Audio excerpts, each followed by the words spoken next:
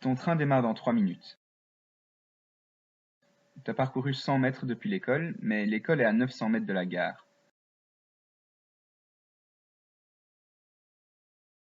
Tu sais qu'en sprintant, tu peux facilement faire du 5 mètres par seconde.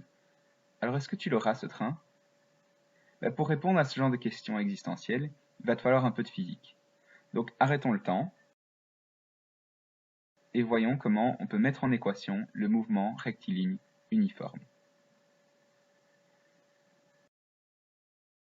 On a établi ensemble que la vitesse moyenne d'un objet, c'est son déplacement effectué par unité de temps. Dans le cadre d'un mouvement rectiligne, comme tout se passe sur une ligne, on peut fixer que cette ligne, c'est notre axe d'étude, qu'on va appeler l'axe OX. Et du coup, la vitesse moyenne, V moyen, devient le déplacement sur l'axe X divisé par le temps. Donc V moyen égale delta X sur delta T. Mais en plus de ça, si ce mouvement est rectiligne et uniforme, ça veut dire que la vitesse, à tout moment, est la même. Donc la vitesse moyenne, c'est la même chose que la vitesse instantanée à n'importe quel instant. Du coup, la vitesse moyenne égale vitesse instantanée qu'on va juste appeler V, qui correspond donc à delta x sur delta t, qui est donc une constante. On va maintenant écrire ça d'une manière plus utilisable pour résoudre les cas qu'on va rencontrer. On va appeler x de t la position du mobile à l'instant t, c'est ce qu'on cherche. Appelons x0 la position initiale, c'est-à-dire la position quand le temps initial est nul, soit t0 égale 0. Et appelons maintenant v la vitesse qui est constante. On a donc que la vitesse v est égale à delta x sur delta t, et du coup dans ce cas-ci, si on compare entre le moment initial et le moment qu'on étudie, on peut dire que v égale x de t moins x0 divisé par l'intervalle de temps écoulé, c'est-à-dire t moins 0.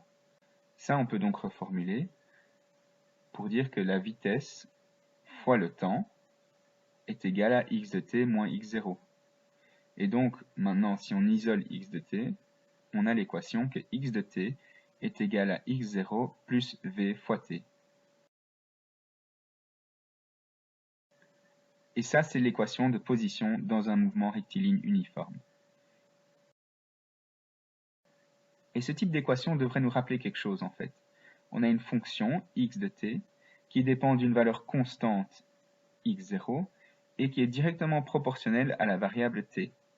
Du coup, x de t égale x0 plus v fois t, ça devrait vous faire penser à vos cours de maths où on étudie les fonctions du premier degré, où la variable qui change, on appelait ça y en fonction de x. On disait que y de x est égal à ax plus b, par exemple. Et donc, quand on met cette équation x de t égale x0 plus v fois t en graphique, on obtient donc x en fonction de t. L'ordonnée à l'origine sur ce graphique, c'est donc la position à l'instant t égale 0, c'est donc la position initiale x0. Et la pente de notre fonction, c'est l'expression de comment varie x en fonction de t. Donc c'est évidemment ici la vitesse. On peut donc imaginer différents cas de figure. Si la vitesse du mobile est grande, la pente sera importante. Si la vitesse est nulle, la pente sera nulle. Donc la position reste constante, peu importe le temps. Et si la vitesse est négative, donc si le mobile va dans le sens contraire de l'axe des x, s'il recule, là la pente sera négative. Petite info bonus, si on veut maintenant mettre en graphique la vitesse en fonction du temps, comme on a vu ensemble, la vitesse, elle est constante. Et du coup, ça nous donnerait une droite comme ceci. La valeur de la vitesse est toujours la même. Et on a vu que la vitesse, c'était le déplacement delta x divisé par l'intervalle de temps écoulé delta t. On peut donc aussi reformuler ça en fonction de delta x et dire que delta x égale v fois delta t. Et donc si on regarde ce graphique, on remarque que si on prend un intervalle de temps delta t, delta t fois v, ça nous donne delta x. Et donc graphiquement, ça correspond justement à l'aire en dessous du graphique de la vitesse. Donc l'air sous la courbe de la vitesse, ça correspond au déplacement. Et donc ça, c'est important à comprendre pour les chapitres ultérieurs. Mais donc le déplacement correspond à l'air sous la courbe de la vitesse en fonction du temps. Alors, si on en revient à attraper le train, voyons un petit peu.